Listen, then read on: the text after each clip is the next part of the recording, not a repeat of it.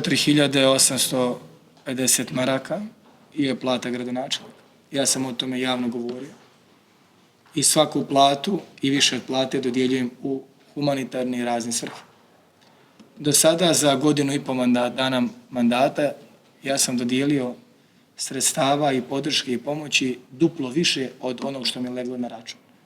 Neto plata gradonačelnika je 4.500 mjesečno, puta koliko sam gradonačelnik, 1,5 dana.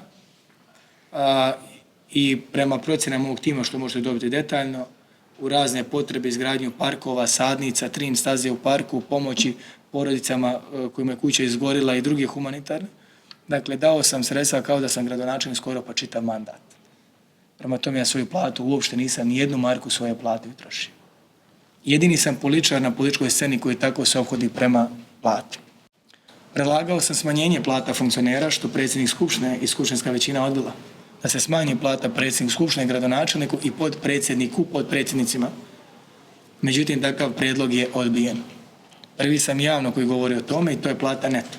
Plus porezi i doprinosi koji idu, onda izračunate koja je bruto plata gradonačelnika.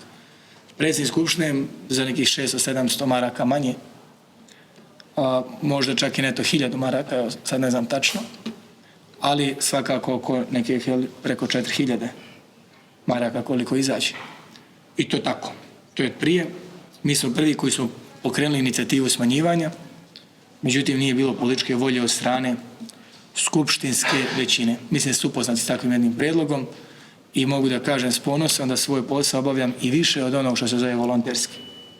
Isto tako ne krijem da dolazim iz imućne porodice, da ne živim od politike, nego živim za politiku i za promjenu. Ne treba mi ni jedna marka i više od svoje plate svaki mjesec dajem. Moram reći da me svaki mjesec 3 do 5 puta više košta nego što dobijem platu. Zato što ovaj posao, ako ga radite profesionalno, ako pomažete narodu, ako ste svaki dan na terenu, ako plaćate gorivo svoje, jer ja dolazim privatnim autom da košta mnogo. Prošle godine sam dao 30.000 maraka goriva u svoj privatni auto, jer sam na svaki put i na svaki teren išao svojim privatnim autom. I to treba isto da objavite. I za sve to imamo račune, jer smo isto očekivali da može neko postaviti pitanje. Dakle, nijednom nisam sjeo u službeni auto, a svu amortizaciju, gorivo, gume sam plaćao lično od svog privatnog auta. Samim tim smatram da sam političar koji najviše doprinio ovom društvu u pogledu da nisam ništa koštao, a da sam ipak, ma šta god ko htio reći, zaista radio, služio i da radni dan malo kad traje ispod 12, 14 ili 15, 16 sati, kao što će biti ovaj dan.